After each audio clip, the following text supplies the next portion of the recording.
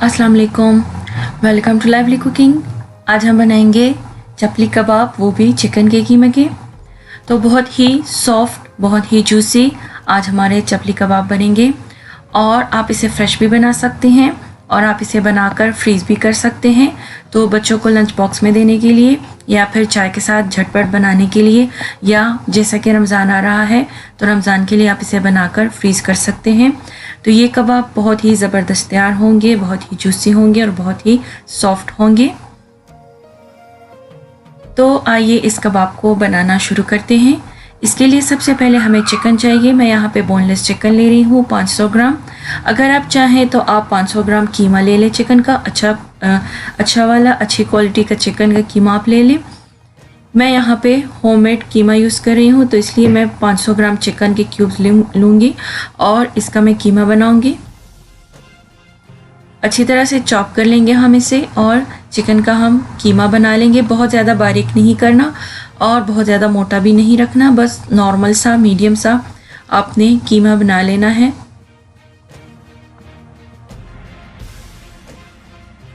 इस तरह का कीमा हमारा बन गया है और अब हम कीमे को 2 घंटों के लिए फ्रिज में रख देंगे या फिर ओवरनाइट के लिए फ्रिज में रख देंगे। इसका कीमे का ठंडा होना ज़रूरी है। ये पहला स्टेप है कि कीमे को ठंडा करें आप। इसके बाद हम इसमें चॉप की हुई प्याज शामिल करेंगे। तकरीबन 1 अदद बड़ी साइज़ के आप प्याज ले लें और इसे आप बारीक चॉप कर लें, बहुत बारीक चॉप होनी चाहिए। अब हम इसमें रेड चिली फ्लेक्स यानी कि कुटी हुई लाल मिर्च शामिल करेंगे, 1 खाने का चम्मच। गरम मसाला हम इसमें शामिल करेंगे 1 चाय का चम्मच। काली मिर्च का पाउडर हम इसमें ऐड करेंगे 1 टीस्पून यानी कि 1 चाय का चम्मच। नमक आप हस्बे ज़ायक़ा ऐड कर लें। मैं यहाँ पे तकरीबन 1.5 टेबल स्पून ऐड कर रही हूँ, लेकिन ये नमक पर डिपेंड है। आप जितना चाहें आप इसमें ऐड कर सकते हैं, कम या ज़्यादा। अब हम इसमें मकई का आटा ऐड करेंगे। याद रखिए कि कॉर्नफ्लोर नहीं, जो नॉर्मल वाला कॉर्नफ्लोर होता है जिससे हम सूप वगैरह में डालते हैं, वो वाला नहीं, मकई का आटा हमें चाहिए जिससे हम रोटी बनाते हैं। साग के साथ जो हम रोटी बनाते हैं तो वो वाला मकई का आटा छना हुआ हम लेंगे, तकरीबन 3 खाने के चम्मच भर के। ये आप देख सकते हैं, ये वाला कॉर्नफ्लोर नहीं मैं यूज़ कर रही, जो हम रोटी बनाने के लिए यूज़ करते हैं तो वो वाला आटा हम यूज़ करेंगे। अब मैं इसमें डालूंगी बेकिंग सोडा, इससे कबाब बहुत नरम बनेंगे।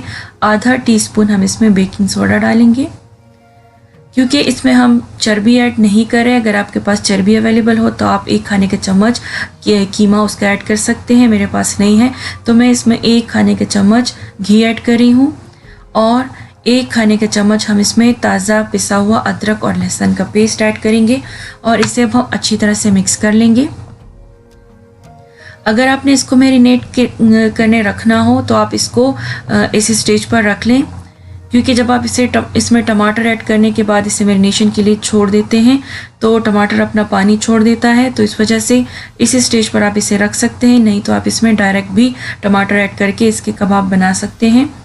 तो यहाँ पे मैं मसाला लूँगी, तकरीबन 1.5 खाने के चम्मच मैंने लिया है साबुत धनिया, 1 टीस्पून भर के मैंने लिया है सफ़ेद ज़ीरा और तकरीबन 1/4 टीस्पून मैंने लिया है अजवाइन। तो इन सबको हम तकरीबन कोर्सली पीसेंगे। अब हम इसमें शामिल करेंगे 1.5 टेबल स्पून यानी कि 1.5 खाने के चम्मच जो पोमेग्रेनेट सीड्स यानी कि जो अनार दाना होता है वो हम लेंगे। तो इन सारे मसालों को हम कोर्सली पीस लेंगे, यानी कि बहुत ज़्यादा ग्राइंड नहीं करेंगे। ये मैंने टमाटर लिए हैं जिसे मैंने ऑलरेडी चॉप कर लिया है। तो इस तरह आप टमाटर चॉप कर लें। ऊपर से ये आप देख सकते हैं जिस तरह मैं इसके ऊपर छुरी रख रही हूँ, इस तरह करके आप इसके बिल्कुल बारीक बारीक कर लें। पीसेस इसके बिल्कुल बारीक चॉप होने चाहिए और साथ ही हमारी मिर्चें भी चॉप कर लेंगे। जो मसाला है वो हमने इस तरह दरदरा सा पीस लिया है, वो हम इसमें ऐड करेंगे चिकन में। और अब हम इसमें हरी मिर्चें 2 से 3 अदद चॉप की हुई और चॉप किए हुए टमाटर तकरीबन 2 मीडियम साइज़ के या 2 छोटे ले लें, वो हम इसमें ऐड करके अच्छी तरह से इसे मिक्स करेंगे। 2 से 3 मिनट के लिए हम इसे अच्छी तरह से मिक्स करेंगे। और इसके बाद अगर आपको मसाला नरम हो रहा है तो आप इसे कुछ देर के लिए फ्रिज या फ्रीज़र में रख सकते हैं जब तक कि ये कबाब बनाने के काबिल ना हो जाए। और अगर ठीक लगे आपको तो आप इसके डायरेक्ट कबाब बना सकते हैं। तो अब हम इस तरह कोई सा भी लिड लेंगे, इसमें हम प्लास्टिक कवर रखेंगे और थोड़ा सा हम इसे ग्रीस करेंगे। फ्रीज़ करने के लिए हम एक ट्रे लेंगे, ट्रे के ऊपर अच्छी तरह से हमने ऑयल लगा लेना है। अगर आप ऑयल नहीं लगाएंगे तो कबाब ट्रे से चिपक जाएंगे और इजीली इससे अलग नहीं होंगे, तो तेल लगाना ज़रूरी है। अब हम कबाब का मसाला लेंगे, हाथों के ऊपर थोड़ा सा ऑयल लगाएंगे और जो लिड है तो इसमें हम इस तरह करके कीमा रखेंगे, अच्छी तरह से प्रेस करेंगे। ये स्टेप करना ज़रूरी नहीं है, आप हाथों की मदद से भी बना सकते हैं। ये स्टेप थोड़ा सा इसे अच्छा लुक देता है, यानी कि जैसे बाज़ार में पैकेट्स में मिलते हैं चपली कबाब, तो उस तरह का लुक आता है। तो जब आप मेहमानों के सामने सर्व करते हैं तो इसका बहुत ही ज़बरदस्त लुक आता है। तो इस तरह के करके सारे कबाब हम बना लेंगे, प्रेस करेंगे इस तरह करके, तो इजीली ये कबाब बन जाएगा। और अब हम प्लास्टिक रैप को उठाएंगे और इस तरह से हल्के हाथों से कबाब उठाकर हम साइड पर रखते जाएंगे। तो ये फ्रीज़ के लिए है, यानी कि जो मैं फ्रीज़ करने जा रही हूँ तो वो हम सारे इस तरह बनाकर फ्रीज़ कर लेंगे। फ्रेश अगर आपने इसे बनाने हो तो आप ऑयल ले लें एक बर्तन में या फिर एक फ्राइंग पैन में, एक तवे पर भी ले सकते हैं।